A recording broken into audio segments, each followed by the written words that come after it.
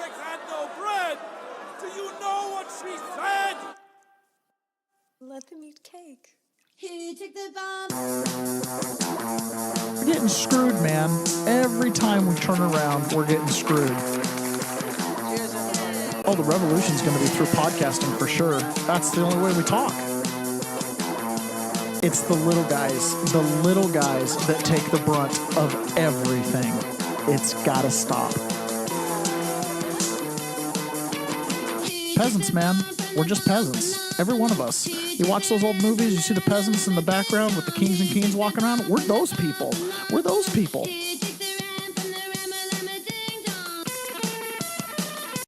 Good morning, peasants. Welcome to another episode of The Peasant's Perspective. It's Friday, and I could not be happier. Me too. I am so ready for this week to be over.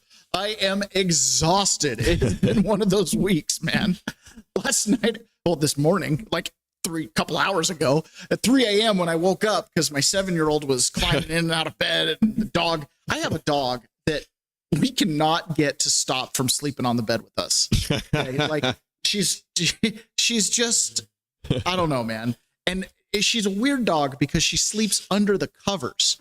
Like she doesn't jump up on the foot of the bed or anything like that. No, she'll climb up, claw her way under the covers and slide under, and then she'll rest her head on my leg as she sleeps. It's the cutest thing, but it's also very disruptive to my sleep.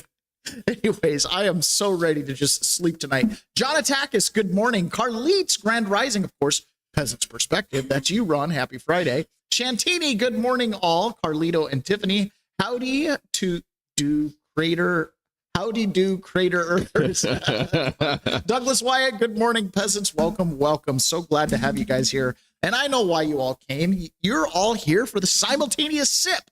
And all you need is a cup or a mug, a tankard, a chalice, a stein, a canteen, jug or flask, a vessel of any kind. Fill it with your favorite liquid. I like Diet Coke this morning. And join me now for the unparalleled pleasure of the dopamine hit of the day, the thing that makes everything better, the simultaneous sip. And it starts right now. We have put together, I think, the most extensive and inclusive voter fraud organization in the history of American politics. And he did. They got 20 million votes in 2020. Just a couple weeks after he said that. Wow. Saying the quiet part out loud. You can't say Joe Biden didn't give us some real golden nuggets there. Mission accomplished. Yeah, mission accomplished. So I want to share with you guys, we're going to start right off and early this morning talking about election fraud because, you know, there's no other more important topic on the planet for an American citizen. It's funny because we've got people on, we've got chatters. Why are we showing 0 on our, I don't know, on our roll? We got YouTube too. I don't know. What is the deal? Okay, well, there they are. That was bam. Okay, so I was like, man, what's going on? So I'm going to show you guys a little video here. Voter fraud is everything, right? Securing our elections is the most important thing we have. We live in Washington State, Ron. We're starting to see it. I've got a friend who's actually moving back here from Idaho, believe it or not. All right. Yeah, that's what I'm talking about. I know. He's not buying property here. He's purely here for a job that he needs to. He's just come here to vote. Yeah, basically. In fact, he bailed his family out of the state right when COVID hit because he was afraid of the mandates. He was afraid of what they were going to do. And, you know, at the time I was like, okay, well, the challenge was his work situation was such that I was like, I don't know that you're going to find an equivalent thing where you're moving in Idaho. And sure enough, he didn't. So he's moving back, which is super great. But he's been living up here for like the last year and a half, sleeping on his parents' couch or whatever, going to work. So they're moving back simply for that. But I think the goal is still to try to get the heck out of here. And it's funny because that was 4 or 5 years ago and he left, and there's just been a nonstop stream of people. I mean, you and I both know we could probably sit down and rattle off dozens and dozens of people that we know that have relocated out of the state. Many of them, of course, to Idaho. I've got friends that have moved that I didn't even know they've moved. I mean, there's so many. There's so many. And anyways, I'm a big believer that if we could clean up the elections, and I've said this many, many times, we can flush out a lot of this nonsense. We can get rid of this income wealth tax thing that they've got going on. Oh, my goodness. We'll talk about it. We'll talk about it when we get to the Washington State stuff. But anyways, I was watching this clip yesterday, and it actually almost enraged me. Okay. In fact, it enraged me so much, I actually flipped off my phone. I was so frustrated. I'm going to play you guys a clip with Stephen A. Smith. Who's Stephen A. Smith? He's normally known as a sports commentator. He has a massive following because he's a sports commentator, right? Yeah. And he comments on everything: basketball, football, baseball. He's in the know. And that puts him in a position where he can make social commentary. And he has, over time, made a lot of political commentary. He was very active during the 2024 election. He'll get on Sean Hannity and debate things. And he kind of puts himself out there as this practical black Democrat kind of guy, right? Mm-hmm. And so whenever I see clips like this that I show you guys, you need to understand that the people that have a lot of influence, a lot of these people that go viral or that have these big platforms, they're kind of dum-dums. Okay. They don't really know what's going on out in the world. And they definitely don't know second, third, and fourth order impact of things. They don't think things through. Okay, so when I play this clip, again, for those of you peasants that tune in every day and are constantly doing, involved in paying attention to the world around you, this isn't surprising. But the fact that Stephen A. Smith, a California resident, is completely unaware how the elections are done in his state is just stunning. I think the fact that we don't have voter ID in places like California is extremely unusual in democracies across the globe. There's maybe like 2 or 3 democracies in the world that don't have it. This is just kind of like a standard administrative requirement in a well-functioning democracy. So I think we should just have it. We should get this over. We should move on with our lives. It shouldn't be a big controversial issue. Excuse me for being so ignorant, asking last question. This is definitely my last question. What do you mean you don't have voter ID in California? Could you please elaborate specifically on that for my audience that may not know? Yeah, California does not have voter ID. You don't need to present it to register. You don't need to present it to vote. As a matter of fact, the state passed a law forbidding voter ID. So cities, counties, if they want voter ID, they're not allowed to under state law. What? When did that happen? I think it was Orange County. They wanted to have their own requirements, and the state passed a law saying, no, you're not allowed to. Voter ID is not only not required, it is actively forbidden. Right there. That's why the SAVE Act been proposed. Right there, the state of California. That's what the Republicans going to lean on as an excuse to definitely push forth the SAVE Act. Right there. I can't believe it. I didn't even know that, sir. I'm embarrassed to admit. Wow. There's a lot of crazy things going on. And you want to be our president. He's been rumored to be one of the people that will step forward in the Democrat side and be a practical, common sense president. Going on in California. But I think, you are seeing a return to sanity in some ways. And I see it, Democrats, Republicans, and independents in California who are saying, we need to do some things differently in this state. By the way, last thing, that no voter eligibility required. That's Gavin Newsom. Last 2 years, that was Gavin Newsom. Correct. Well, so the law saying that a locality cannot have its own voter ID requirement. That was Newsom. There you go. That was Newsom. That's all I needed to know. Thank you, sir. Representative Kevin Colley right here with Stephen A. Really appreciate your time. Thank you so much. Good luck moving forward. Know that you're always welcome to come back here anytime, sir. Anytime. Thanks so much. Really appreciate it. Hey, Mr. Smith, what did you think was happening 4 or 5 years ago? Did you think people were down with this party in California? Is that what you really thought? Like, you just want your kids' dicks chopped off, and it's against the law. You'll go to jail if you ask someone for voter ID in California, okay? If you ask someone to prove who you are when they drop off the bundle of ballots that they've harvested. But to not even know. I know. It's crazy sometimes when you think about this. It's like, this is the most sacred thing we have. And people are just uninformed, including major influencers. This guy moves the needle. I became keenly aware of how influential he was when I was in prison. You know how I know? Because all the black guys only listened to him. Everything they knew about the 2024 election was either looking over their shoulder at the white TV where we'd sometimes watch news or listening to Stephen A. Smith on one of the many shows that he would go on. And of course, there was lots of political commentary leading up to 2024 because Stephen A. Smith was in the tank for Kamala Harris, his black sister. You know what I mean? Oh, man. Tulsi Gabbard and the whole intelligence community, FBI, CIA, I guess that's not all of them, but, the big ones, they were testifying 2 days ago, or actually, this was 2 days ago or yesterday. I don't know. They do the House Senate thing. And she's being asked about voting machines, right? Now, we've covered the election fraud a lot. I mean, it's ballots, it's registrations, it's Ad machines, nauseum. it's ad nauseum, okay? But you really need to understand the nexus of all of this. It has to be simple. It needs to be easy enough that a third grader can audit our elections, right? There Amen. shouldn't be fractional voting. There shouldn't be machine tabulations. It should be, can you add whole numbers? Can you add And if one I have a whole number? question about the system or how this thing works, please treat me with some kindness and mercy and just explain it instead of trying to cover stuff up. Yeah, or just tell me, we got this. It's like, Yeah. clearly you don't. This is too Nothing's- complicated for you little plebes to understand. Yeah, so there's been a couple of stories that have broken over the last week or two, and these feel like blips. And sometimes when I look at the election stuff, I'm like, I mean, you have to get out into the weeds on this to really get it. But one of, our voting machines are supposed to be critical infrastructure, like no foreign chips, all certified, totally, it's supposed to go through a process.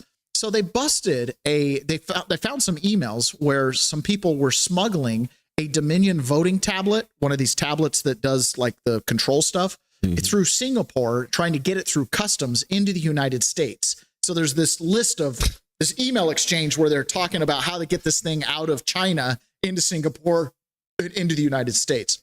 Okay. So the machines have been this black box that nobody seems to be able to crack, right? Tina Peters took a crack at it.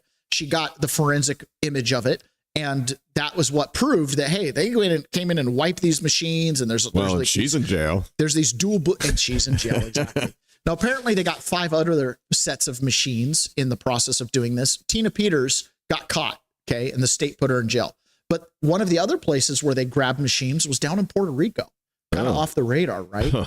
So Tulsi Gabbard got asked about this in her hearing. Okay. Director, the ODNI has confirmed on the record that your office took custody of voting machines from Puerto Rico last May. I'm not aware of any previous DNI taking similar actions. Did your office promptly notify the committee about taking custody of Puerto Rico's voting machines? I don't believe we did. However, this was done at the request of the Puerto Rico AUSA attorney. It's a yes or no question. The answer, as you have acknowledged, is no. You did not inform the committee about the taking of a territory's voting machines. Is there a specific foreign threat? And I've read the reporting that you were looking for possible foreign threats, but is there a specific foreign threat that drove you to take this action? There were questions about whether or not there were vulnerabilities that a threat could have taken advantage of, and that was the purpose for their requesting us to look into those vulnerabilities. Where are those voting machines now? I believe they are held in a secure facility at ODNI. Have you or other ODNI officials taken any other state or territory's voting equipment into custody? Not to my knowledge. So they got machines in a skiff and they still aren't telling us about them. You'd think that they would like crack them open and then instantly look at it and then send out the shock troops to start arresting people, right? Like you'd think it would be that simple. So it makes you really wonder what's going on behind the scenes, like legitimately. And well, I don't know. I mean, just a quick little side quest here. How Tulsi Gabbard was answering a question there. She answered the question and then she was offering additional information. Normally, when we have people sitting in that chair, they try to obfuscate and tell a story that has nothing to do with the question. And when she answered that question and then offered a little bit of additional information, she was shut down by this guy asking the question. They don't want to know the answer. That's my point.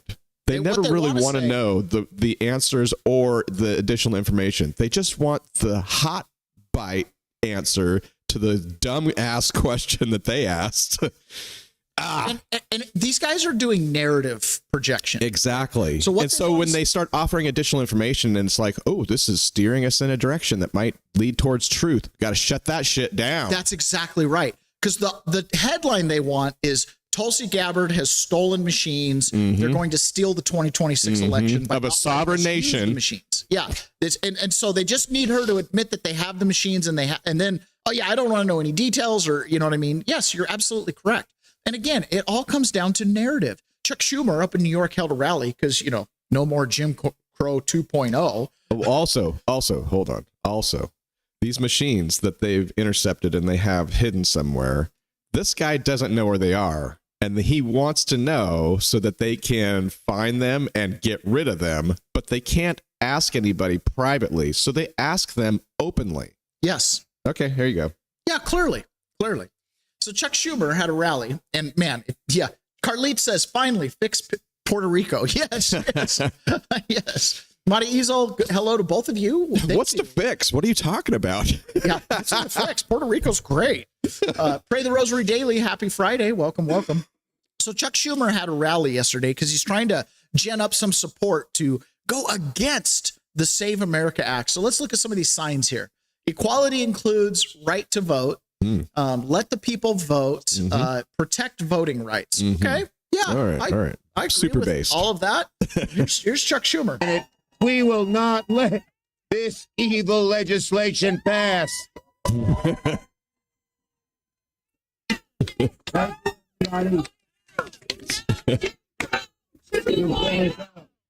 Jim Crow 2.0. Save that. No Jim Crow 2.0. All right. Defend our democracy. Pre-printed signs. Oh yeah, these guys are totally into it. No Jim Crow 2.0. I didn't see a single man in that audience. There might have been one, but it was all these lefty women, right? Oh man, what a joke.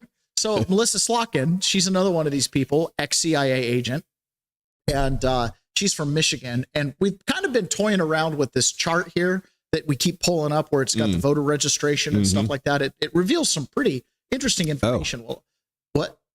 Nothing. Oh, well, on this particular one, I'll just read the headline here. And this is, again, the thing that you don't know, the Stephen A. Smith problem, right? Well, I wasn't aware of this. Michigan has reported in 2024 8.2 million registered voters. That's a lot of people. Yeah. Problem is, Michigan's voting age population is 7.6 million. Oh, no. So you've got, no, I would say that the delta there is dispositive. Okay? As in, you can throw any election in Michigan state using that, unless it's too big to rig, like Donald Trump, which then makes you wonder, what percentage did Donald Trump win Michigan? Now, Shantini, I know she's from Michigan. Is Michigan really a blue state? Or is it like Washington State or Colorado? Is it a red state masquerading as a blue state? You know what I mean? Yes. It's one of those things. Like, I'm pretty sure Michigan's full of a lot of people that would really like to reopen their car factories and, you know, take advantage of those Great Lakes all around them and stuff like that. Got to be one of the weirdest states in the Union, Giant Peninsula. Wow. Okay. So the other thing, too, is the same thing with Adam Schiff.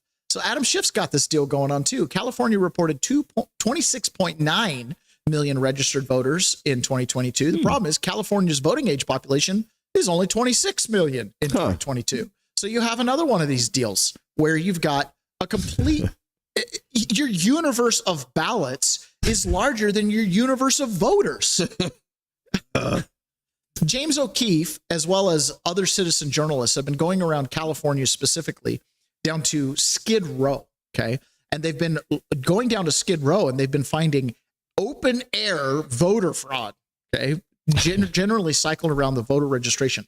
So we're just going to play the beginning of this clip, and they're pretty, I would say James O'Keefe is leading a very important movement in California, raising awareness with this. In fact, so significant, between him and Nick Shirley, even CBS has been getting in on the Nick Shirley stuff, going to those hospice care places, really? Which has broken it into the mainstream, right? There's no more denying it for you boomers that don't ever get your news from the internet. How many of the signatures that you guys gather are paid for with cigarettes? Do not touch his camera. All you got to do is just say money for a signature. Money for a signature. You can lie. Say just to build more homeless shelters. Oh, just make up some bullshit. Yeah. There's this table here where they are giving cigarettes in exchange for signatures on ballot initiatives, which is a very serious crime. We're going to be referring this matter to law enforcement. Who cares? Do it. And it goes on for another 18 minutes of that. Wow. Right? Just open air stuff. And, you know, there's lots of these clips out there. We don't need to play them all because it's just more of the same. It's more of exactly what you would expect. Total dirtbags lying to the people signing it, giving them cigarettes, chips, money. Just sign this. What's it for? I don't know, to give you a free house. Okay.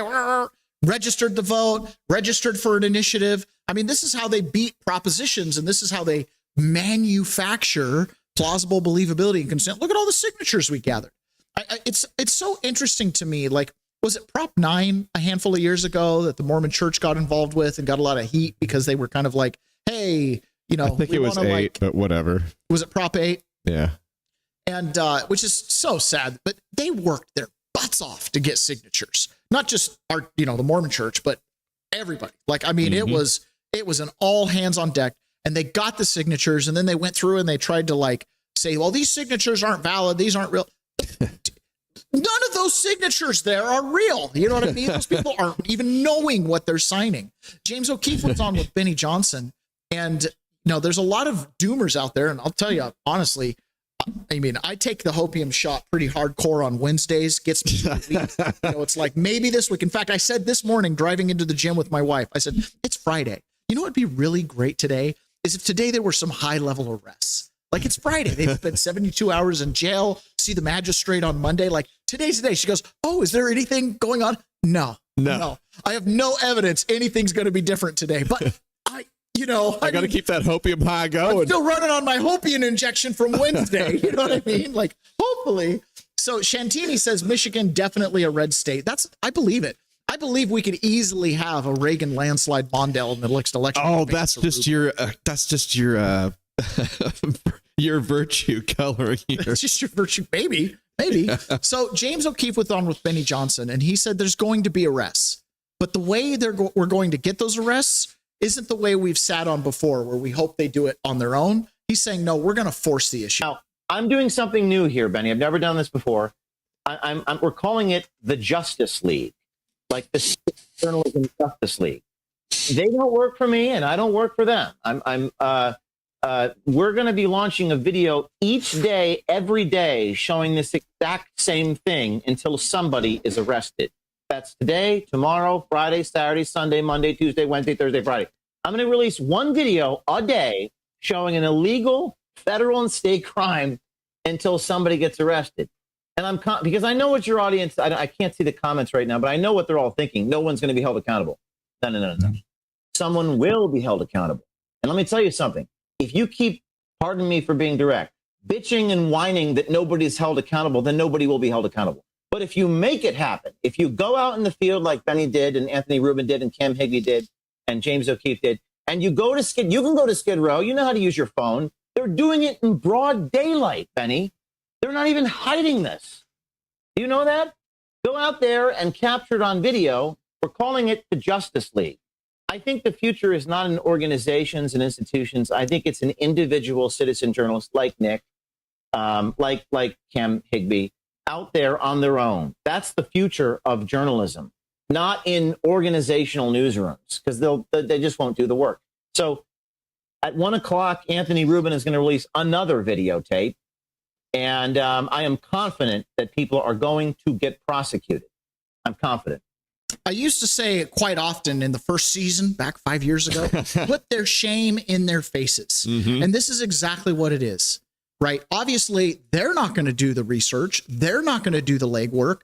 They're busy chasing around Afro Man. They're in the tank. They're in the tank, and they're busy chasing around Afro Man. Like, but they're not going to go to Skid Row and bust some guys, getting signatures. They're out there looking for, drive-by shootings. So I think it's great. I think that it's not just the independent journalism exposing this stuff.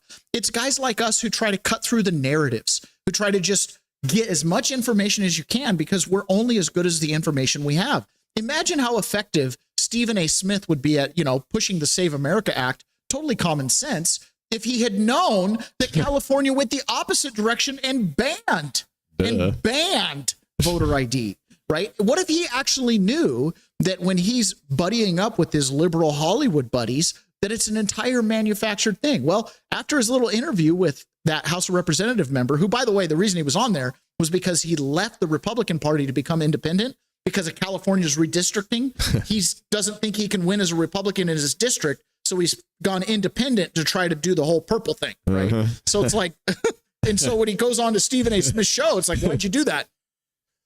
what else are you going to do? You know what I mean? Like, shoot, if I got to put a D behind my name at this point, it might be the only way you can win, because you got to get that 20% of the Democrats on your side to beat the voter fraud. If I explain it, my integrity will Yeah. Now, Stephen A. Smith, I think, is finally waking up. After that interview, just in that show alone, he finally came around. It's not lost on me that the Democrats just want votes from anybody they can get it from. And they don't mind letting some illegals vote either. And that's inexcusable. It's not. that clip is worth playing again. Closed it. Oh, no. You so. It's not me. The Democrats will take votes from anybody they want. You'll never guess what I learned. They're stealing our votes. That's funny. All right, so let's take some hopium, guys. Straight into the vein right now. We're taking the hopium. There's going to be accountability. James Comey has finally been served with a criminal subpoena to appear before a grand jury in Florida. All right, I'm interested in both, but I'm really interested in Comey first, if you don't mind. Yeah, listen, they're tied together at the end of the day. What you're seeing in Miami with James Comey being treated as a witness and asked to come before the grand jury is, does he have evidence that the intelligence community was politicized in 2017 against Donald Trump? Remember, there's an intelligence community assessment done just as Barack Obama's leaving office. The FBI, 4 months into their Crossfire hurricane investigation, can't find any proof that Donald Trump was a Russian stooge or a spy or doing anything to conspire with Russia. So they want to leave the Trump presidency in a difficult position by coming out with an intelligence committee assessment saying, we agree that Russia tried to help Donald Trump win the election. Now, most of the intelligence analysts of the committee disagreed with that. The only way they were able to get that in was getting the Steele dossier. James Comey's going to be asked, did John Brennan ask you to get him the Steele dossier? Were you working together with him to get the Steele dossier to be underlying the document? If that is his testimony, that's what he ends up saying. John Brennan has claimed he didn't use the Steele dossier in that document and wasn't interested. It would be potentially the best evidence against John Brennan that he may have given false testimony to Congress. He denies that, but that's what they're looking at. That's a situation where it looks like the intelligence community put politics over country. Now, fast forward to 2020. The very is at hand. We now know that the intelligence community had an ombudsman, and this ombudsman looked at how the intelligence community assessed election meddling by foreign powers in the 2020 election.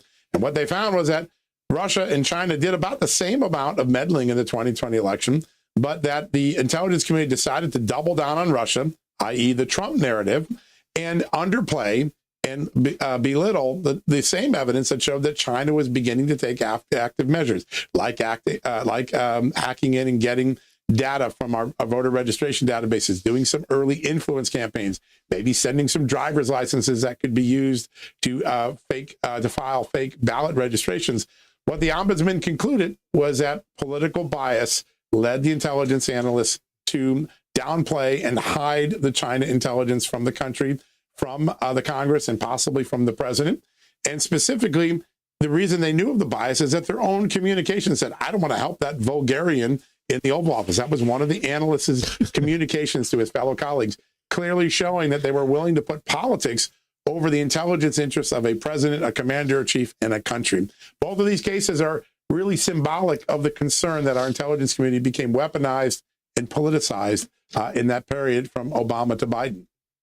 Can you believe that a public servant who has taken an oath to the Constitution said, I don't want to help that vulgarian and that was going to be my exact comment. What? It should be no surprise. So Brianna Morello reports this. There's a new lawsuit that was filed yesterday. It was filed yesterday, and it's between John Doe 1 and John Doe 2. And it's against Kash Patel in his official capacity, the Federal Bureau of Investigations, Pamela Bondi in her official capacity, and the U.S. Department of Justice. And what this lawsuit is from, it's from two former FBI agents, I love how they're special agents. Two former special agents. Yeah, because they're freaking retarded. They ride the special bus.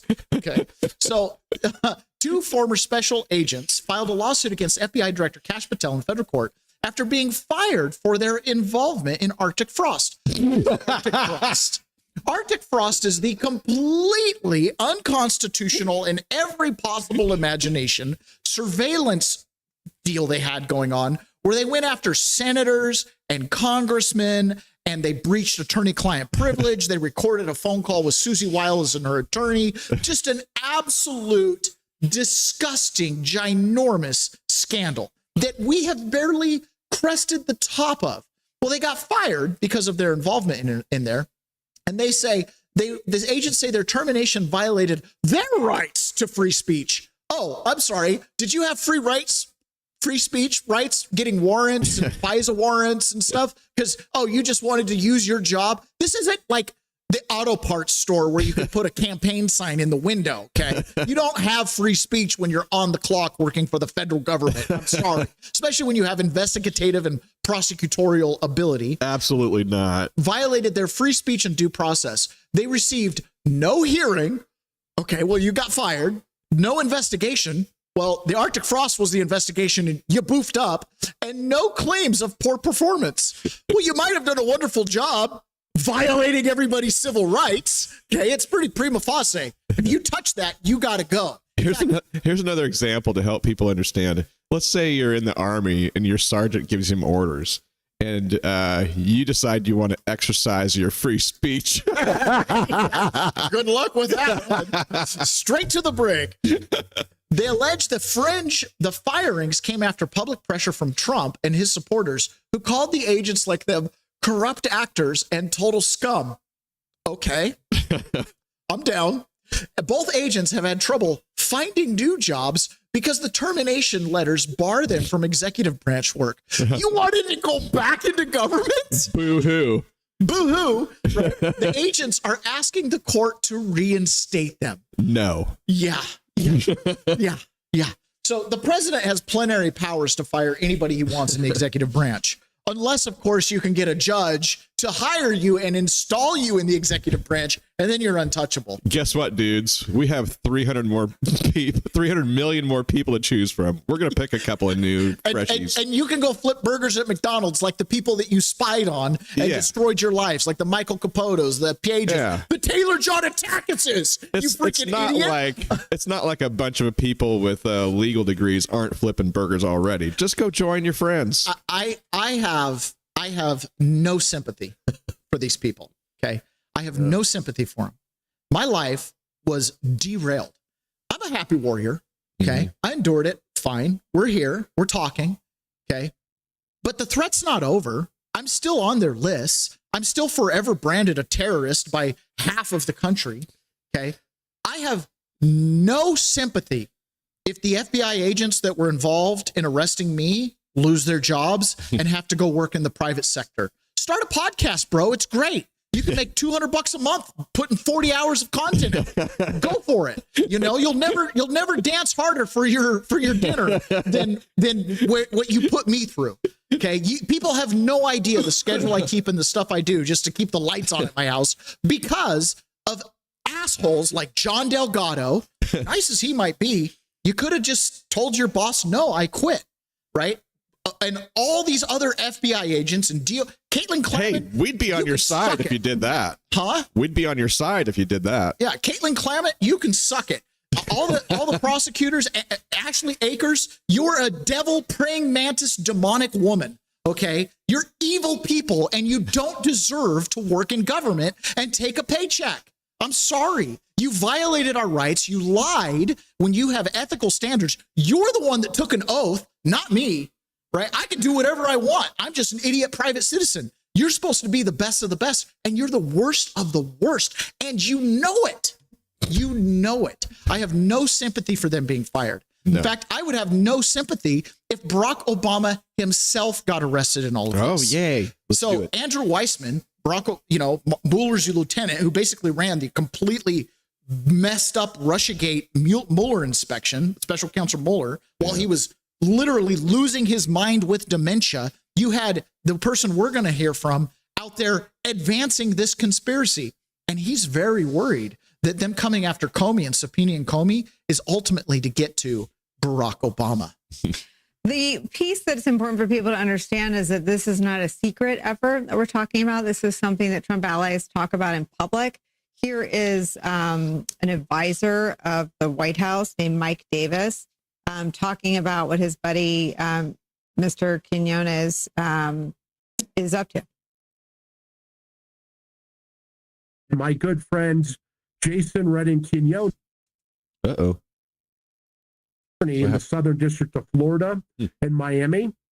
And I've been calling for a criminal probe for the last 3+ years since the Mar-a-Lago raid for a grand jury to investigate conspiracy against rights under 18 U.S.C. Section 241 for these lawfare Democrats, how they politicized and weaponized intel agencies and law enforcement, going back 8 years to Crossfire Hurricane to take out Trump, his top aides like Steve Bannon, Peter Navarro, Jeff Clark, his supporters on January 6th. I've been very publicly calling for that on your show and 5,000 other media hits for the last 3 years. There's now a special grand jury that that Jason just motioned the court in the Southern District of Florida to open in Fort Pierce. That's going to be impaneled in January. I think that sounds like a great place to open up this grand jury on Crossfire Hurricane.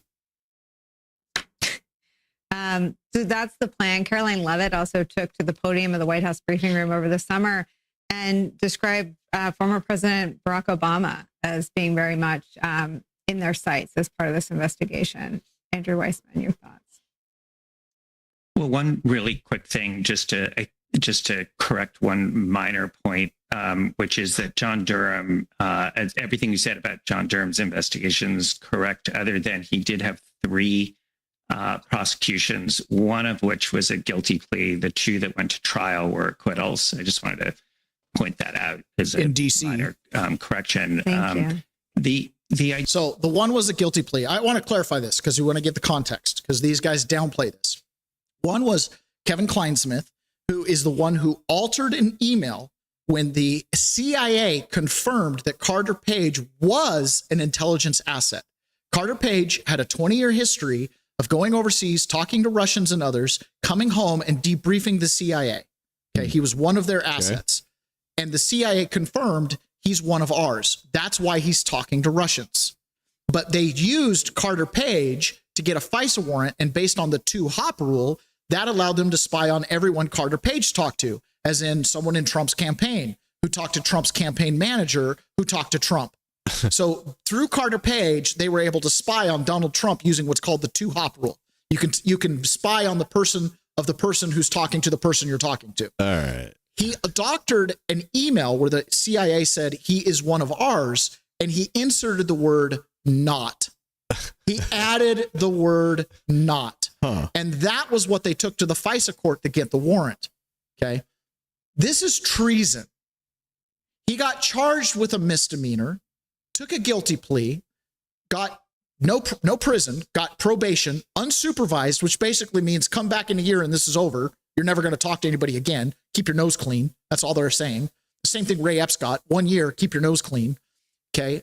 And he had his law license suspended for 1 year and then is now currently, as we're speaking, practicing law in the District of Columbia. Okay. Kevin Kleinsmith. That little insertion of the word not set off and created legitimacy around everything that came after. Misdemeanor plea, 1 year. Judge Boasberg. Of course. Same judge who gave Ray Epps a good deal. Same judge who's been obstructing Trump. Same judge who just blocked the grand jury subpoena into the Federal Reserve. Same guy. Nothing he can't do. Yeah. I mean, a king in his own court, these little fiefdoms. And then, obviously, the other 2 went to trial and they were acquitted. And they were acquitted in D.C. again, right? The idea of this grand conspiracy is the way that they can try to get over the problem of the statute of limitations, and also why they can somehow bring this in Florida. The piece about the statute of limitations, to get a little wonky, is something about the conspiracy has to have happened within the last 5 years. So if you're trying to go after Jim Comey... You're doing it right now, Andrew Weissman. You're doing it right now. You're continuing the conspiracy. Or John Brennan, for something that happened well past 5 years ago, you have to be able to say that some part of the conspiracy they were part of happened within the last 5 years. And then second, to get it to Florida, they have to somehow say that the Florida Mar-a-Lago case is part of the conspiracy. In other words, there's something that happened in Florida. And that's sort of the only thing I can think of that would be able to tie it to Florida. But remember, that is a case where a federal judge signed off on that search. And even Judge Cannon, I believe, in connection with motions there, rejected the idea that the defendant who made the claim that it was a sort of selective or vindictive prosecution. Yeah, that was before some of the evidence came out where she did make that decision. And now we know even more. If it was in her courtroom now, she'd probably be sending those attorneys to bar, disciplinary actions. Mm-hmm. So she didn't even have all the information then. I'm not really sure how they're going to claim that. Plus, it's going to put back on the table the validity of that case. I mean, this is something that Judge Cannon, as Glenn pointed out, really sort of made clear that was never going to see the light of day. Donald Trump tried to have that never see the light of day. Well, if this case goes forward, it's going to put front and center the Mar-a-Lago case, which, I'm not saying that John Brennan and Jim Comey or anyone else should be made a sacrificial lamb for that. But you sort of wonder about the strategy here of putting back on the table something that the Trump administration tried mightily, with some help from many people, to not have it ever go to court. So the whole thing with what he's talking about is the report that Jack Smith wrote that Eileen Cannon said it's sealed. You can't put it out. That case is gone. Can't release it. He continued to work after he was fired to do it. I mean, there's a couple things there. It's the smoking gun. It doesn't matter what it says. It says Trump kills cats. He skins dogs alive. He hates Iranians. It doesn't matter what it says. Whatever it says is false. And they've got the case around it to show that it's false. The report itself is the culminating product of the grand conspiracy. Had it been released on its own, we would have talked about it ad nauseum, and it would have been like the pee-pee tape. CBS would have sent reporters to Moscow looking at hotel rooms trying to collect DNA off mattresses. You know what I mean? Like, it would have been an absolute show. And so it is the grand culminating product of the grand conspiracy. So yeah, it might come out. And that's why he's like acting confused. He's acting confused. I wanted to make a couple of comments on that. He's all, well, the only thing I could possibly think of. And it's like, well, why is it the only thing you could possibly think of? Because it is connected, dumbass. Yeah, exactly. I don't know. Because it's all the same people, including you. You were involved in all of it. Okay? Frazier says, amazing how voter fraud only becomes visible with 2020 hindsight and a Wi-Fi connection. I know. I also think it's really interesting how he uses the imagery of sacrificial lamb when he's talking about, what are we going to do with Comey problem? Like, they know there's problems there, right? Comey got up and said, well, no reasonable prosecutor would bring charges. So I'm not talking about the actual position I'm just talking about the words that he's using to describe it. It's very odd. Yeah. Yep. Absolutely. Frazier says ballots in Washington are mailed in early. Apparently a fraud arrived sometime later. And then Douglas Wyatt, fellow J6er, good friend. Amen, brother. And he and I both had Ashley Akers as prosecutors. Since I have been free, I have never had to work harder in my lifetime to pick up the pieces, fire them all. And I feel, dude, I have no sympathy, none. We talked about this a while ago. We played the little clip of the woman psychologist that said they've studied women and men. And when you have like a game and someone is cheating, everybody reacts frustrated at the cheater, right? And they feel bad for the victim of cheating, right? Well, then when the cheater gets caught and punished, men have a pleasure reward. We feel a sense of justice and we feel pleasure. And women, they feel bad for the punishment on the person who was cheating in the first place. And this is almost universal with women. So my wife and I have been watching The Count of Monte Cristo, the new series that's like 8 episodes. It follows the book way more closely than the James Caviezel movie, which completely rewrites the book. Okay. So we were watching it. And in the last couple episodes is when the Dangler and Villefort and Ferdinand all get justice. Right. And we're laying in bed. Okay. We're watching this. And she's like, oh, as they suffer their consequences of their life of crime and bad behavior. And I'm over there like, Hercules. And she's like, oh, it's so bad. Could you, dude, I feel no sympathy if they can't find work. Okay, none. All right, Ron, what do we got? Rumble Wallet? Let's try and do something right for once. Here's a little inside scoop that many creators are talking about behind the scenes. It's actually one of the reasons I'm using Rumble. They made a way to super chat creators to get paid immediately and without any fees. YouTube and Twitch take up to 50% fees when you tip creators. This method takes none. That's right, the platform takes 0 fees. I keep nearly 100% of what you send me, all of it. You can super chat with Bitcoin, Tether USD, or even Tether Gold stablecoins. The tip will show up directly in our Rumble chat, which I'll do my best to read. All you need to do is download the Rumble wallet and on the App Store and send the tips to your favorite creators. You can go to wallet.rumble.com or you can download the app directly from the App Store. Seriously, what an amazing way to get rid of the middleman and help the creators' economy. Shout out to Rumble for making this disruptive technology. Yeah. I love it. Yes. All right. We're rolling good, too. We've got a lot of X listeners today. If you're listening on X, welcome, welcome. We'd love to have you come over to Rumble and subscribe. That is our home, and that's where the chats are mostly happening. Okay, so the Joe Kent story. We covered that in the private yesterday quite a bit. And, you know, one of the possibilities that's been presented is that the whole Joe Kent leaving and the letter was an operation. It was an op. Okay. And there's more evidence that confirms clearly this was an op. And if it wasn't an op, then it's a case study of online influence and bot behavior and foreign influence. So we're going to go through that here real quick. So honestreporting.ai, and this is the other great thing about AI is as people, good people like us, learn how to use it, it democratizes how we can utilize this. So honestreporting.ai tracked the Joe Kent narrative in real time, and what they found should end the debate. Joe Kent goes on Tucker Carlson within minutes, not hours, the same clips, same caption, same outrage floods hundreds of accounts simultaneously.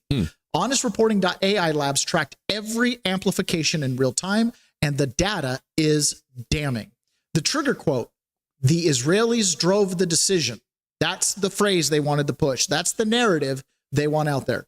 Was clipped and posted across hundreds of accounts almost simultaneously. Not after it trended, during the broadcast. Real breaking news takes time to spread organically.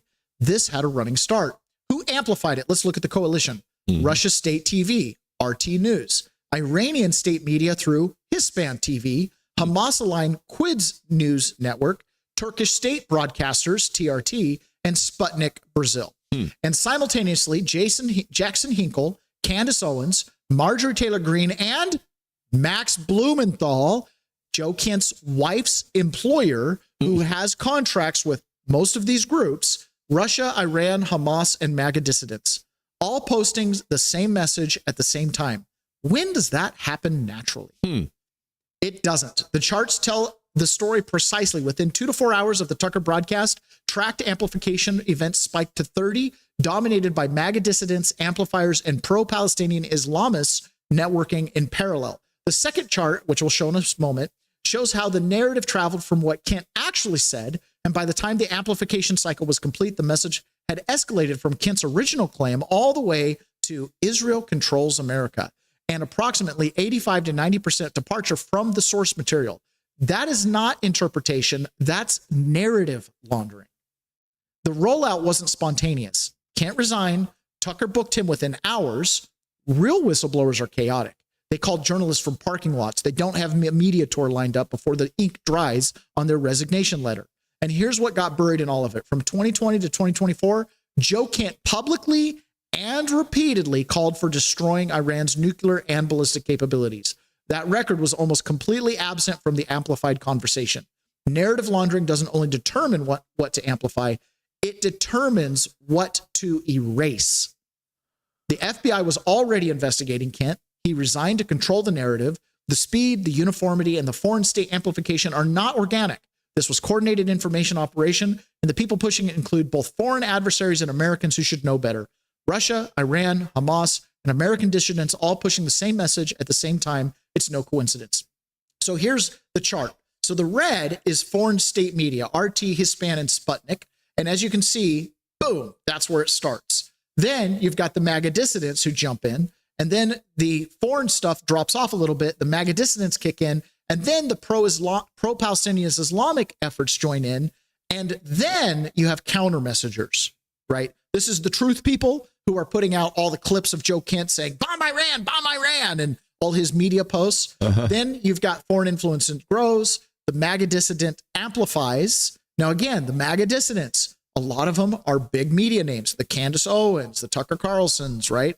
And then you've got the pro-Palestinian networks, a small counter messaging. It grows. Finally, the counter messaging gets a little bit bigger than it was. And you still have huge pro-Palestinian MAGA dissidents, foreign state media. And then after 48 hours, it kind of drops down. So that is the process. But it started right here with what? Foreign state media. We've showed the images of the bot farms, right? Where these messages were going out simultaneously. Boom, boom, boom, boom, boom, boom. And that creates an artificial trend, which then when a normal nobody logs in, they're like, oh, Israel controls America. It's got 40 billion likes. Oh, that must be the case, right? Totally inauthentic.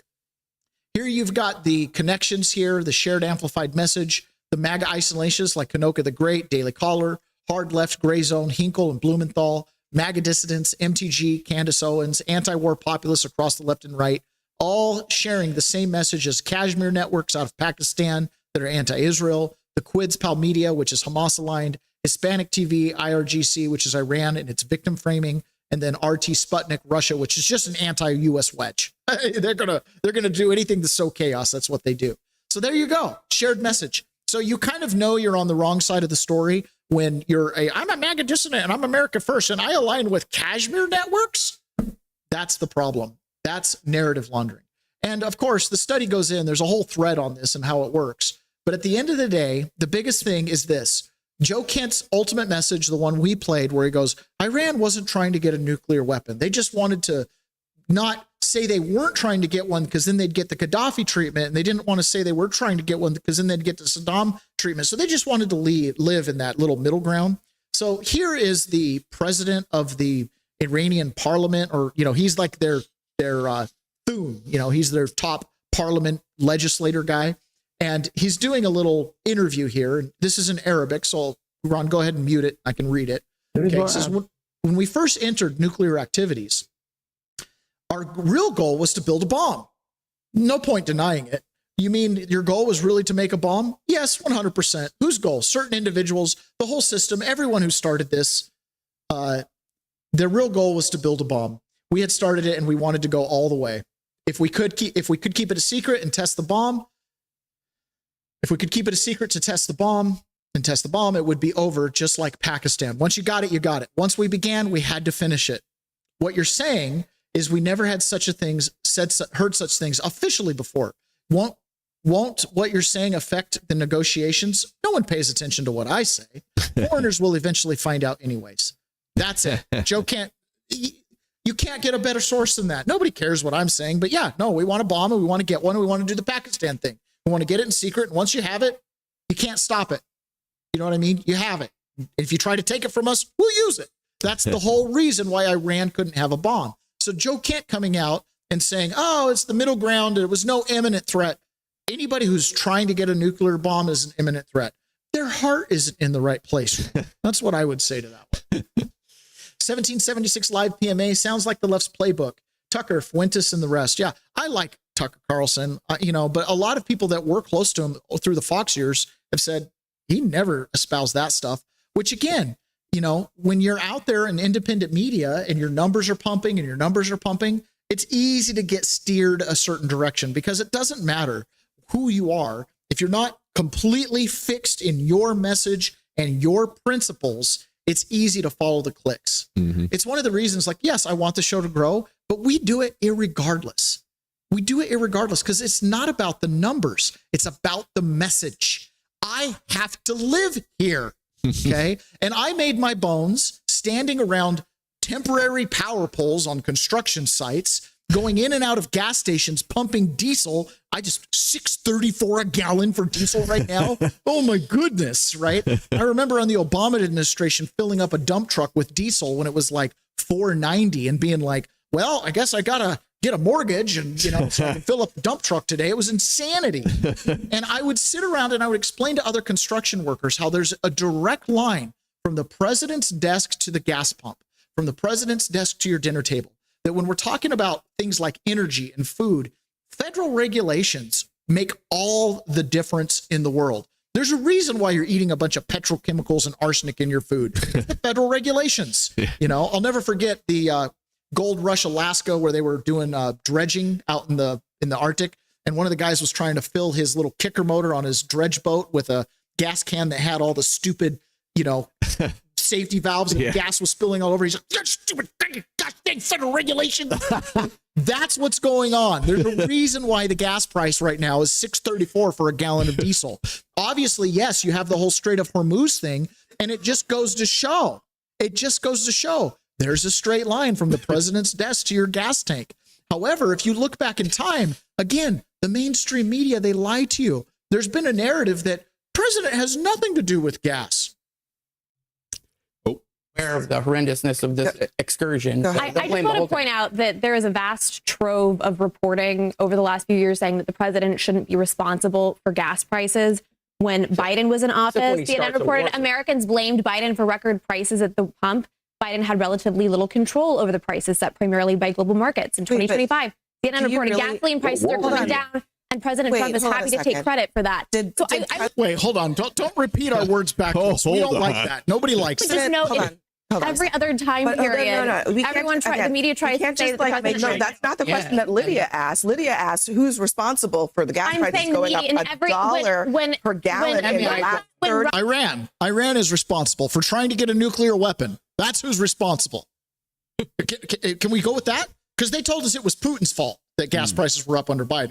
This is the Putin price increase because of the war in Ukraine.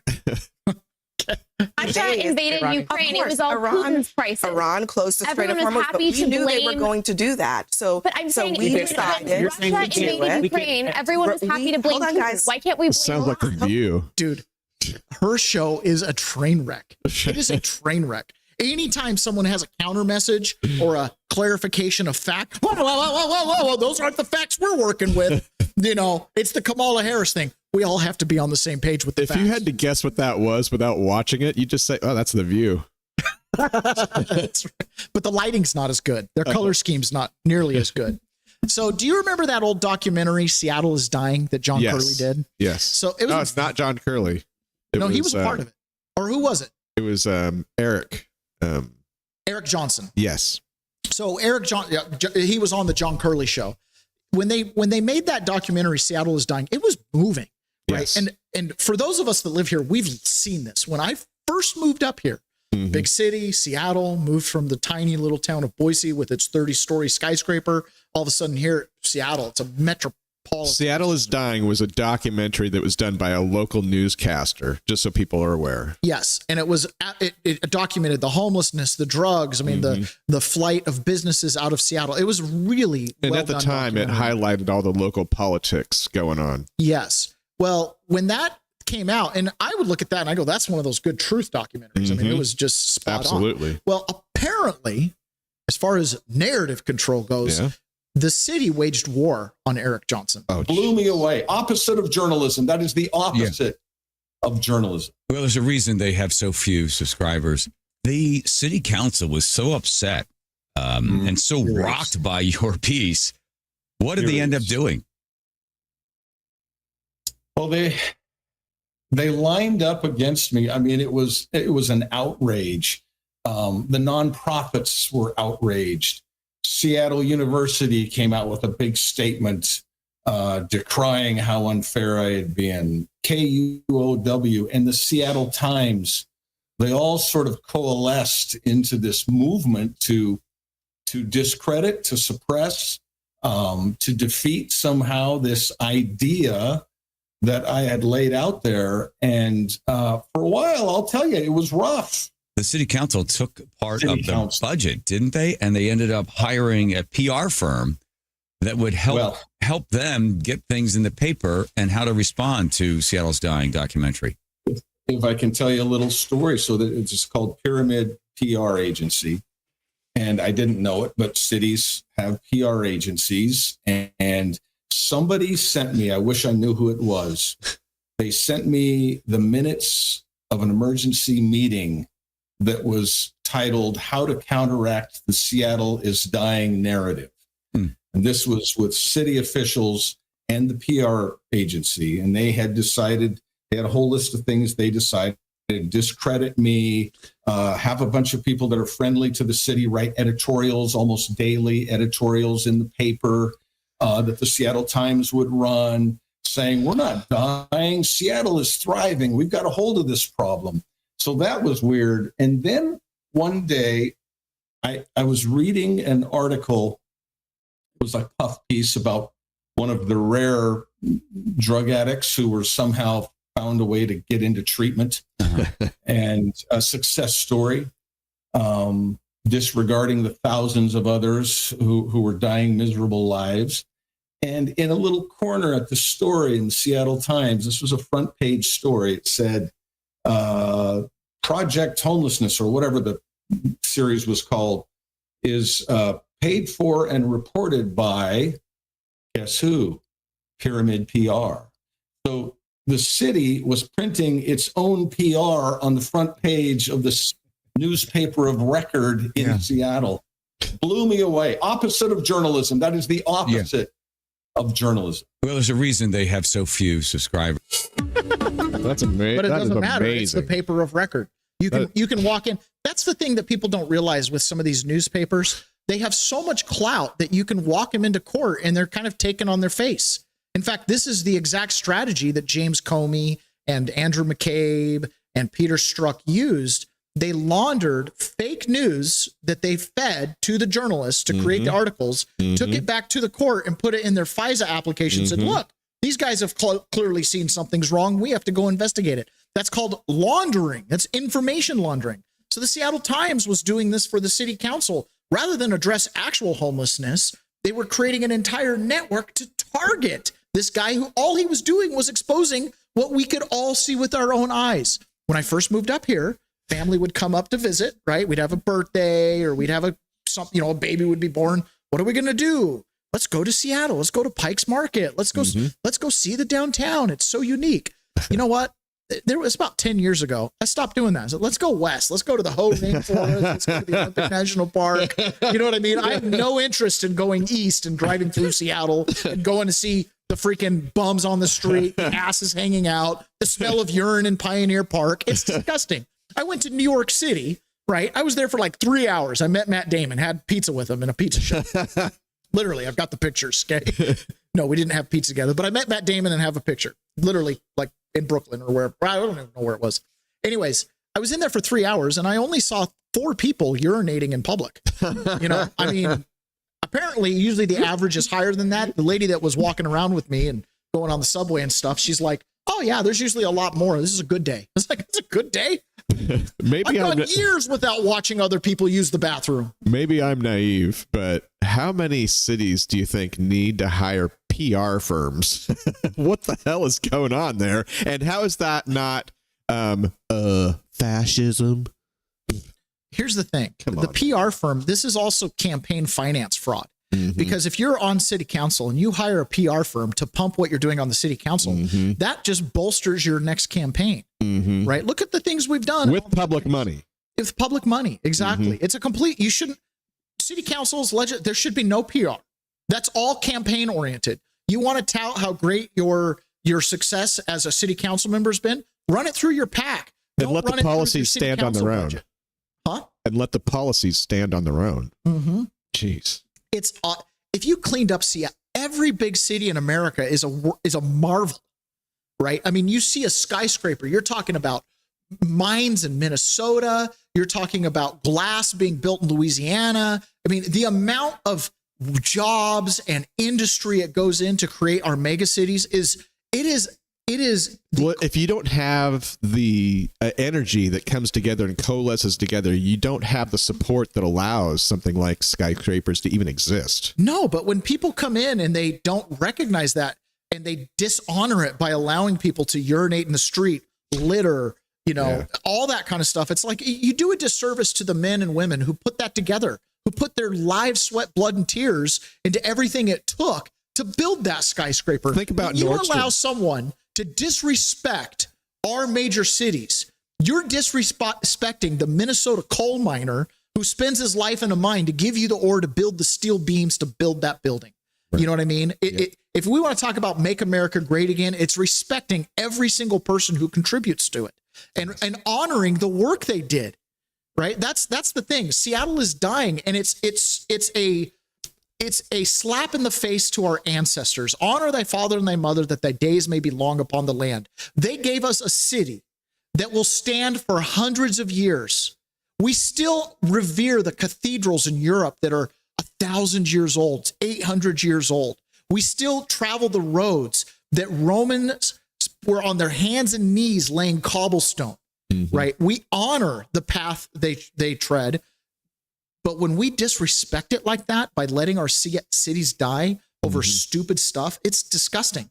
And it starts in our culture, in our school. Now, Ron, we could have broken a huge story 2 days ago. Yeah. Or 2 days ago. Or was it, when did I show you the picture on my phone of the classroom in Puyallup? That was either yesterday morning or the day before. I think it was, either way, I had a first bit on this one because I know the person who went into this classroom. Nah, I know what the next screen is. Okay. So this right here is a classroom in Puyallup School District. This is a suburb of Tacoma. It's also kind of a suburb of Seattle. This is like 50 miles away from us. 50 miles away. Yeah. It's just on the other side of Tacoma from us. And I have many friends who live in Puyallup. When I first moved here to Puyallup. But look at the art. Isn't it great? Yeah. So this is in a classroom in Puyallup. Yes, you've got Donald Trump up here. This is the whole emperor has no clothes idea. Here's Donald Trump as a pig. Here's a very vulgar picture of Donald Trump at the McDonald's. Here's another Trump picture. Here is a bunch of other yes, we clam, like Ku Klux Klan, Donald Trump. Okay. You've got the flag here, which is assassination number 2. Yeah. Ponyboy says, take Seattle off my bucket list. Yeah. Fly into the airport. I'll pick you up and take you to the beautiful part. Okay? So this right here is in a school in Puyallup. Brandy Cruz posted it exclusive. This image was taken yesterday in an art classroom at Puyallup High School in Washington State. It depicts POTUS as a pig, KKK member and clown, and mentions assassination. We have asked the district for comment. Now this has gone kind of viral a little bit. I've got the original on my phone and a couple of pictures that were taken. We should have reported it, Ron. We could have been like legit journalist breaking news. But instead, they had said they'd turn this into Secret Service, FBI, Department of Education, and the District of Columbia. So hopefully today in that classroom, that stuff's not up. But that's the challenge we have. And I've said this before. I believe Washington's a red state, but you can't really outrun indoctrination. And if you have a population that is not up on current events and understands the connection between the president's desk and your gas tank or your dinner table, you're going to fall victim to all kinds of nonsense. I think that teacher or the school district there probably thought that they were making sure that their students were aware of current politics. You know what I mean? I'll tell you, there's a lot of shooting ourselves in the foot with some of the way that people went about pushing religion in classrooms because it opened the door to a lot of nonsense like this, right? School should be about addition, arithmetic. It should be STEM, in my opinion. Yes. STEM and American civics. That's, Americana. So Caitlin Bennett, she is one of these on the street journalists that goes out and does on the street interviews. This is pretty much all she does. And she was in California interviewing people at the beach, asking them some questions that I would assume our audience could probably answer all of these. So as you hear these questions, answer them in your head and then think about the people that are answering them here. And remember, their vote cancels out your vote. Who won the Civil War? England. So England versus who in the Civil War? France? What continent are we on right now? The US of A. What? Oh my gosh, I'm getting clipped. What year was 9/11? 2012. Who bombed Pearl Harbor? Spain. So how many total senators does that mean we have in the United States? Oh, 50 states, 3 times 50, 65. What year did we free the slaves? I should know this. This is a bad look. 1962. Who is the commander in chief of the military? Learned about this one in school, I think. starts with a D. It's like donut or something. You know what amendment freed the slaves? We'll say the third. What's the third amendment? The right to bear arms. Who played the Super Bowl halftime show? Bad Bunny. Who sings the song Espresso? Oh, Sabrina Carpenter. What does GRWM stand for on TikTok? Get ready with me. Who is Taylor Swift engaged to? Travis Kelce. Okay. Who sings the song Espresso? Sabrina Carpenter. What movie is Regina George from? You look like a fucking idiot. Yeah, I'm annoyed with that.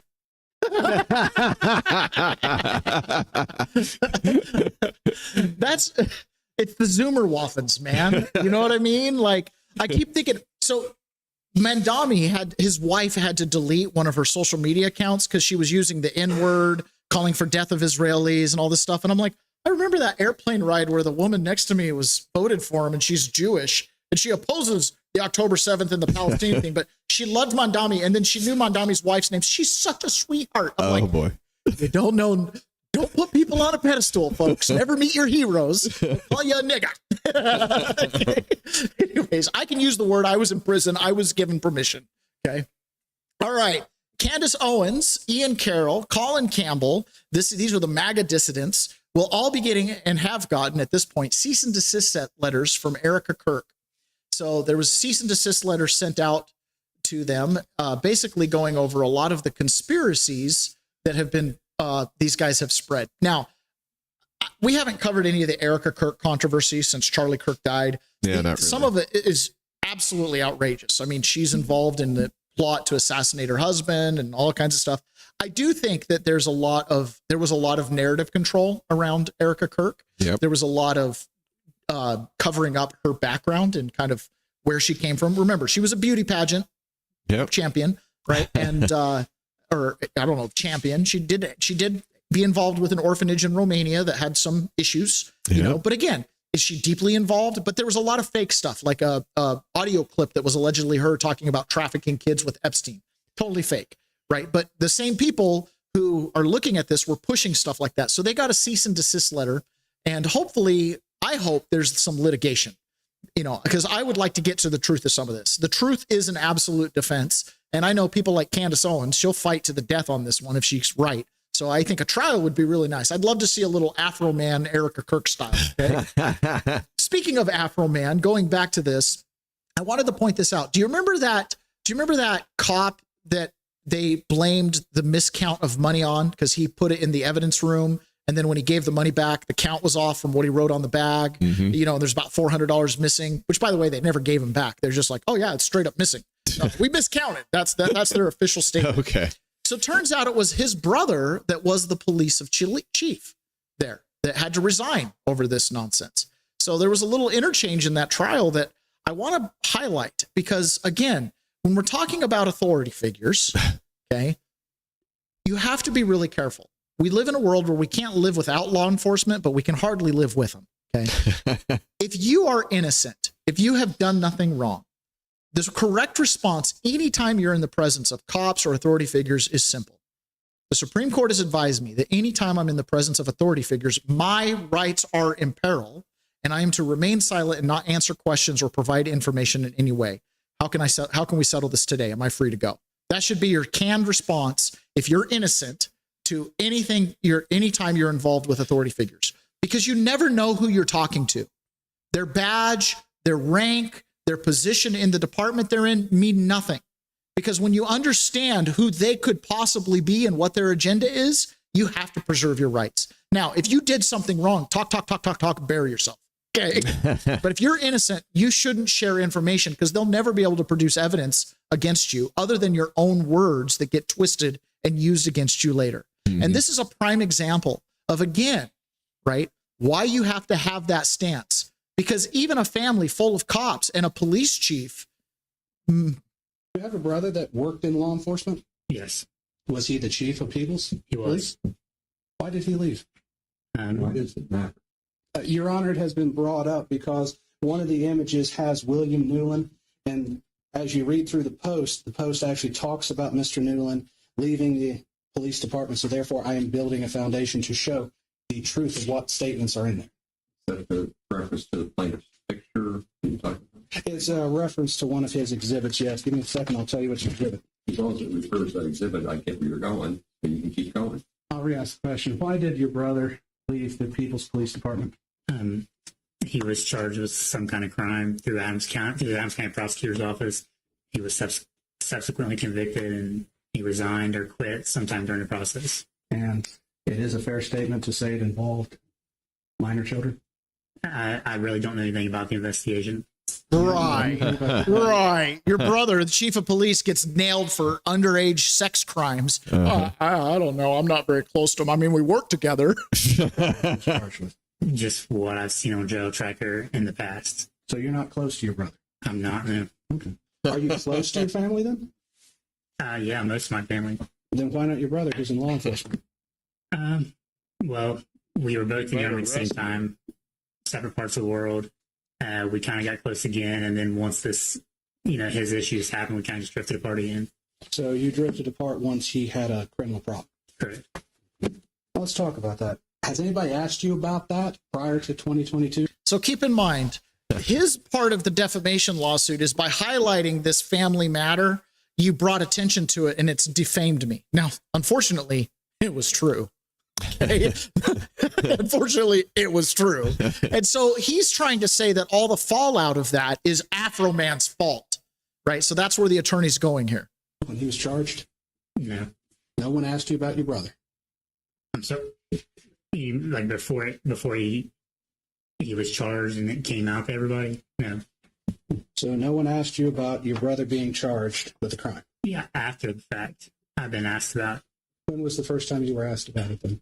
It would have been shortly after he was charged or arrested. Okay. It was all a complete surprise to me. And that was prior to Mr. Foreman's video and post, correct?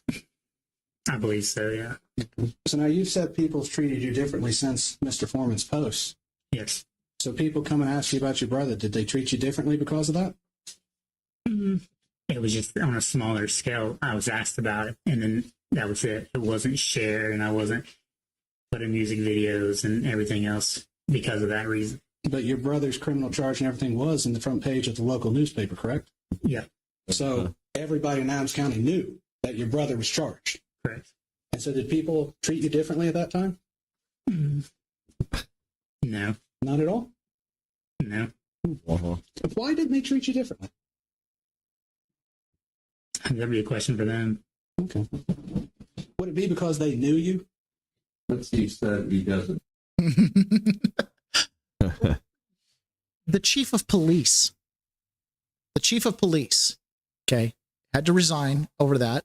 And they're upset because Mr. Afro Man brought attention to it. But you need to understand, the sheriff, the police department, this is the first line of defense. And if the first line of defense fails you, you can't count on the prosecution, the defense attorneys, the public defenders, or even judges to come to your aid because they all fall into the same camp. Here's a situation down in Georgia. This is a CPS case, which down there they call it, I think, GPS, or it has a different acronym because it's Georgia Child Protective Services or whatever it is, okay? And this is in their appeals court, or this is in their Supreme Court, okay? And the issue here is CPS, or whatever their acronym for it is, can take your kids without any warrant, without anything, and put the burden on you to appeal it. And the judge is kind of shocked by this. Again, it's like Stephen Smith going, California doesn't require voter ID? This is a Supreme Court judge going, you can just take kids and ask questions later? Okay, stunning. To be dependent. So they didn't even need a hearing that day. They don't need a hearing. They don't need notice. The juvenile court has the authority to act in the best interest of the children. Based upon what, though? Because the juvenile court, in his infinite wisdom, can decide now this is in the best interest of the children, and I don't need to hear from the children or the parents or anybody else. As long as the government says it's okay, then by God, it's okay. Yes, that's what the juvenile court has the authority to do, and your remedy at that point. This is not some defense attorney. This is the state's attorney general's office arguing this, saying, yeah, we can just take them, do whatever we want. Your remedy at that point is to appeal. It doesn't make the order void. Let me go back to that. Remedy at that Your remedy, your solution, your next step in the due process, okay? If your children get taken by CPS in Georgia, Listen to what your remedy is. The court has the authority to do, and your remedy at that point is to appeal. It doesn't make the order void. So what happens during the appeal? You just don't have your kids. You have to wait 8 months for this court to rule? Yes, and it's the juvenile with no due process. Well, you do have due process. You have the right to appeal. No. Let me tell you what went on here. This is my guess. I've been on the bench a long time, down in the bar fights that are Superior Court. I'm telling you this. So you're telling me that DFACS can come to you, take your children, get you in front of the juvenile court judge, and says, "Listen, sign the consent order, and we'll let your children stay with you." And you say, "Whatever it takes, because I just want to go home with my babies. That's all I want to do." Kind of like the mama said here, "Please don't take the children." And they say, "Fine, just do it. You can DFACS, you stay at home with your children, keep rocking along, keep doing drugs. Just get off of them when you can." And then eventually, when you cross the DFACS, they go to the judge by themselves, and then they take your children. And that's constitutional in this country? Yes, well, they had counsel. I live in the wrong country. If that's true, then the entire statutory regime in Georgia is unconstitutional. Yeah. Well, did you hear that? Uh-huh. That's their Supreme Court saying, if that's true, I live in the wrong country. You're the freaking judge, the Supreme Court. Jeez. You're the check and balance on the legislature and the governor, and you're just becoming aware of this now? I have a J6 friend who's a part of this. His children were taken from him in Georgia. Okay, he's a part of this. Oh boy. No remedy. Remedy is follow the process while your kids are in some foster home. If you don't have a police chief that you can trust, because you can't trust anybody, right? I mean, that's just, you never know what people's private lives are like. You don't have the police chief. The Afro Man case is like a perfect microscope. An anonymous tip saying he's a drug dealer and narco and got kidnapping, right? An anonymous tip. And you know what part of their complaint was afterwards when they would get anonymous tips like, "Oh, there's some violence happening out in the woods, go respond." They didn't want to respond because it might be a trap. It might be an ambush. It's like, well, you took an anonymous tip and banged in that guy's door. It could have been a trap then too. Yeah. Do you see the problem here? The whole thing, right? If this is true, the entire statutory regime in Georgia is unconstitutional. Yeah. Your only response when you're sitting in front of authority figures is the Supreme Court, through the Miranda rights, has advised me that anytime I'm in the presence of authority figures, my rights are in peril. I'm not to answer questions or provide information in any way. How can we settle this today? Am I free to go? Okay, that's your only appropriate response if you're innocent. If you're guilty, talk, you need to go to jail. There's another guy, Michael Caputo. He worked on Trump's campaigns, and he's one of these people that was targeted in this entire Russiagate plot nonsense. And he was on with Catherine Herridge, and he said something that's pretty interesting. And this kind of goes back into those 2 FBI agents that got fired and we want our jobs back, right? And he says, listen, they didn't care about me. They were coming after Donald Trump. And when he sees the distance between him and Trump, and then he's learned that Susie Wiles and even Kash Patel were being spied on, he realizes how big and deep this thing goes. Michael, this is the first time that you're sharing this FBI subpoena, a federal warrant for your communications. Why are you coming forward? Well, I was really moved by the news that Susie Wiles and Kash Patel and Dan Scavino were surveilled in the same way at the same time. It tells me that if very senior people like Susie and very junior people on the campaign like Michael Caputo were both surveilled, then there are dozens in between. And I think what I really want to see come out of this is a full investigation to find the criminals that spied on us in the campaign in 24. Legitimate. If they're spying on me and they're all the way at the top, guess what? Fill in the gaps. They spied on every single level. Mm-hmm. It is amazing that Donald Trump won in 2024. It is absolutely amazing because they had to know that they were being watched and spied on. Holy smokes. Okay. Down in Venezuela, something was said yesterday. This is, I don't know this guy's position down in Venezuela. I'm not sure his position. He's a politician of some sort. And I'm going to play this. It's in Spanish. We'll just play it for a minute here. In fact, I'll just jump in the middle.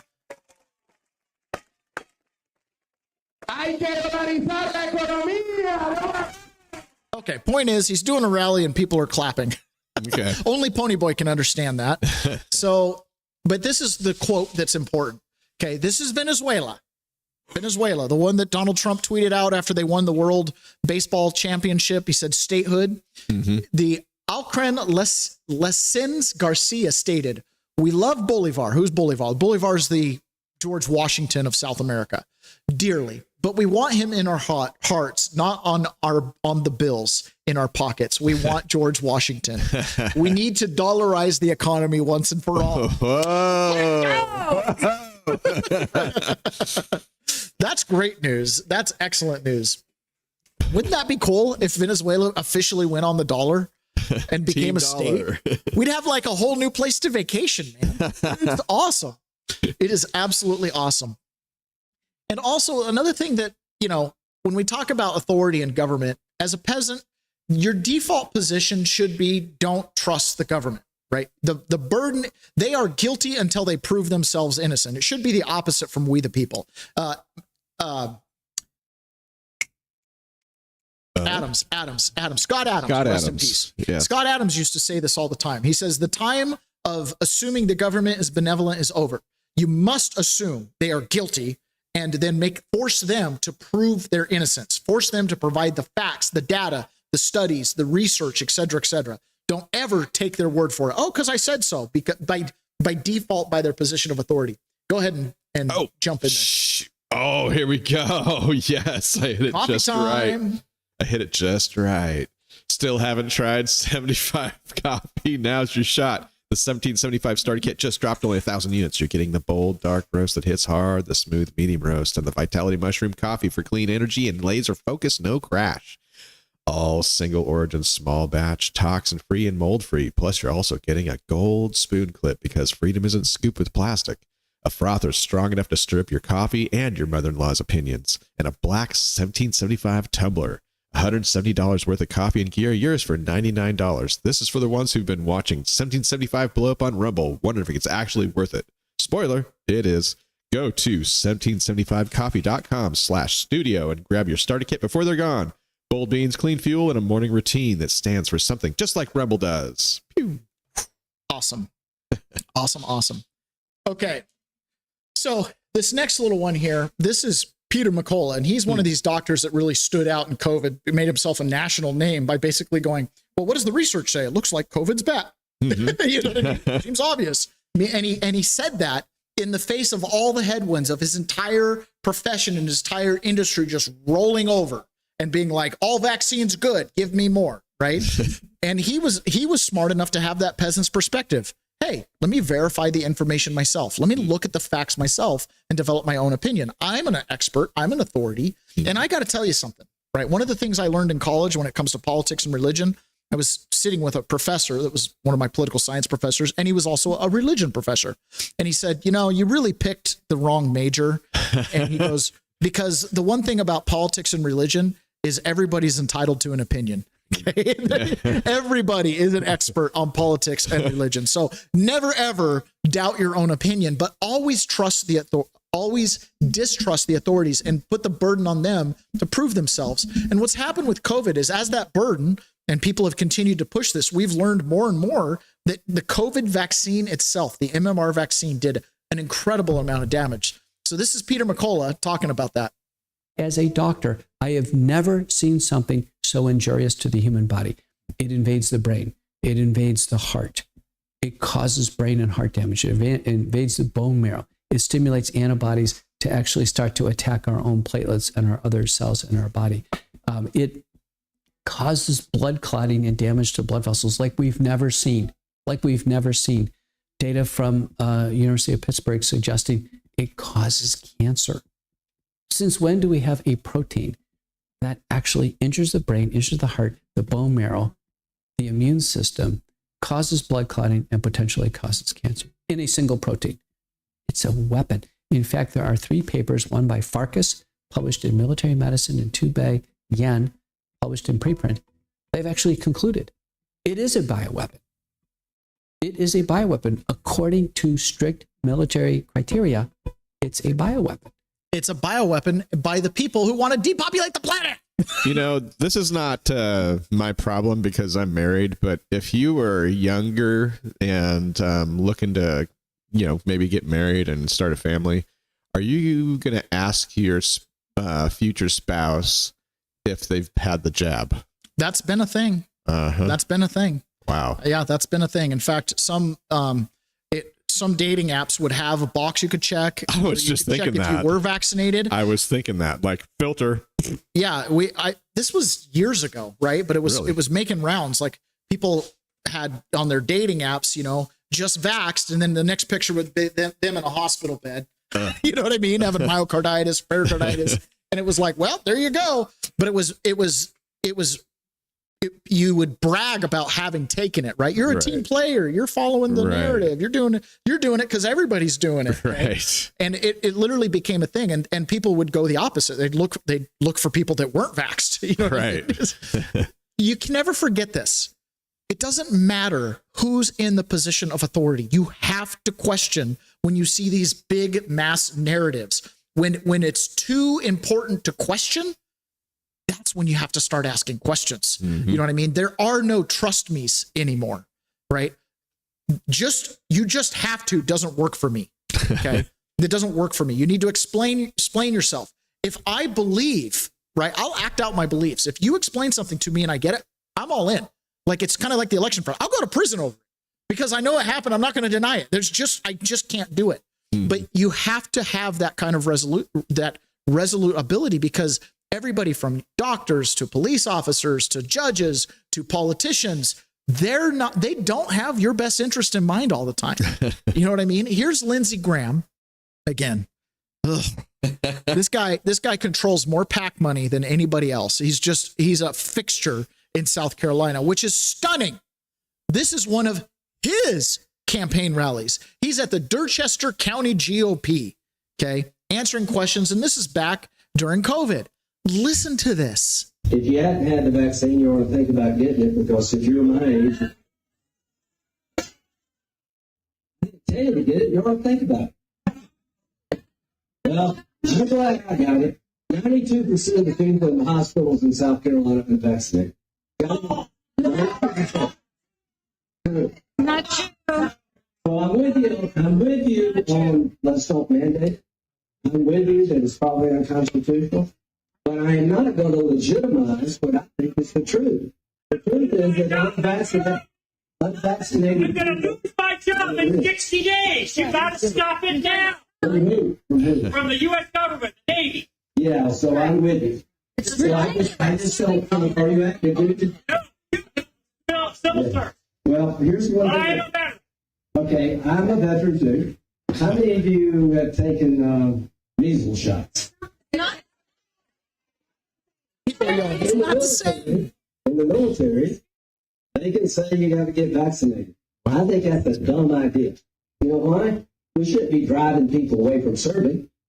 Like, if you're a healthcare worker and you don't want to get vaccinated, why do you want to get people to quit being nurses? When is this from? It's 2021, I think. So are you against the vaccine? That's what I'm at. You're going to have to get somebody who is control of one of the houses. So if we had the house, I don't know what's going to happen. We'll try our best. We're going to move to the next question, folks. Oh, we're moving on. What the heck, man? He's Lindsey like Graham's chilling hard. You should get the vaccine. I mean, I'm with you. It's unconstitutional. I'm with you. You shouldn't mandate it. But you should just get it so we don't have to mandate it and we don't have to challenge the constitutionality. Meanwhile, we're all watching in real time this absolute train wreck happening. And I know that a lot of our listeners, I have so many dear family members that got vaccinated. It's one of those topics I wish I could never have to talk about. Yeah. But you cannot look at this. Even if you got vaccinated, if you can't look backwards with that hindsight 2020, like with the election fraud and a Wi-Fi connection, and realize they did me dirty. Right. They did you dirty. They promoted a bioweapon. They shoved it down your throats. They took your jobs. They locked you in your houses. They forced masks on you, right? They made you social distance. Can't go to Mima's funeral. Can't they did the whole country dirty. You did the whole country dirty. You promoted a bioweapon. Why? Because you take PAC money from Pfizer, because you're in on the scam, because you hate humanity, because you're ignorant, like Stephen A. Smith being completely unaware that California has completely outlawed any form of voter ID. What? Yeah. Yeah. Did you know that they were shoving a bioweapon down your throat? Oh, I didn't realize that. Who sung at the halftime show? Bad Bunny. You know what I mean? Boy. It's like we've got to be super careful. And here's the thing. Again, corruption in government, obviously, don't question these people. But even corporations, right? They don't always have your best interest. Have you ever heard of Supermicro? John Atakis, have you ever heard of Supermicro? I think so. Okay, so Supermicro Computer Inc. Okay, so yesterday their stock price took a real big plummet. Smokes. You know, and it's probably going deeper and deeper and deeper. Why is that? Well, Mr. Micro there, here's the president of Mr. Micro. He was arrested for smuggling 2.5 billion in NVIDIA GPUs to China. Oh, snap. SMCI co-founder Yuixin Wali Lu, arrested yesterday, personally holds 464 million in SMCI stock. There's a picture of him, a billionaire, smuggling chips into China. Supermicro scandal just shows how just massive China's espionage operations are in America. Fake servers were built to show auditors very wealthy people engaged in high-risk criminal activity. We face an unprecedented espionage threat in the U.S. Wow. Pull those threads. Pull those threads. It's everything. China wants it all. All right, guys, it is time for us to jump into private, which breaks my heart because we're actually trending at the highest ever viewers I think we've ever had live between X, Facebook, YouTube, and Rumble. This is awesome. I love it so much. We'll do better tomorrow. We'll do better tomorrow. Come back on Monday because we're not going to be here tomorrow. I will be sleeping tomorrow, finally getting a decent night's sleep. Thank you so much. Please, everybody who's listening, whatever platform you're on, repost the show, retweet the show, make a comment. We need the help. I refuse to pay to promote this show. We barely make pennies. We do this for you. We do this as a passion. We do this because we want to change the world. And the only way you do that is by sharing ideas. That's how you span space and time. We empower you. We enable you. We show you the sources, right? We show you this news. We connect the dots so that you can share it with other people. Bring them into the community. We're all peasants. We have to live here. If we're off base, you can go ahead and chat it up. But, if we get one from an independent random independent, we might ignore you, but that's okay. Yeah. We love our audience, but this is important. Imagine living in Israel or in Iran in 1970, whatever. Right? Imagine living in Venezuela the last 20 or 30 years. Imagine living in Cuba the last 60 years after they took all the private property. We have to live here. There's not always a raft that you can get on and float to a free nation just north of you. Okay? There's nowhere for us, the American people, to run. El Salvador's a tiny little village. It can't fit all of us if we went there. Okay? And even then, there's still a dictatorship. Let's be straight about it. Okay? This is our country. If God put you here, you belong here. Your life is not dependent on the government. We want to be independent. We want to have strong families because we have to live here. If the government falls, guess what? I still got mouths to feed tomorrow. I have to figure it out. This idea, this perspective, the Thomas Paine common sense perspective, which is what I share, we have to get this into the bloodstream again. We have to make it so our children understand freedom and liberty and understand what pursuing your happiness means. And that does not require government intervention. It just requires cheap gas prices. Okay, guys, we'll talk to you again on Monday.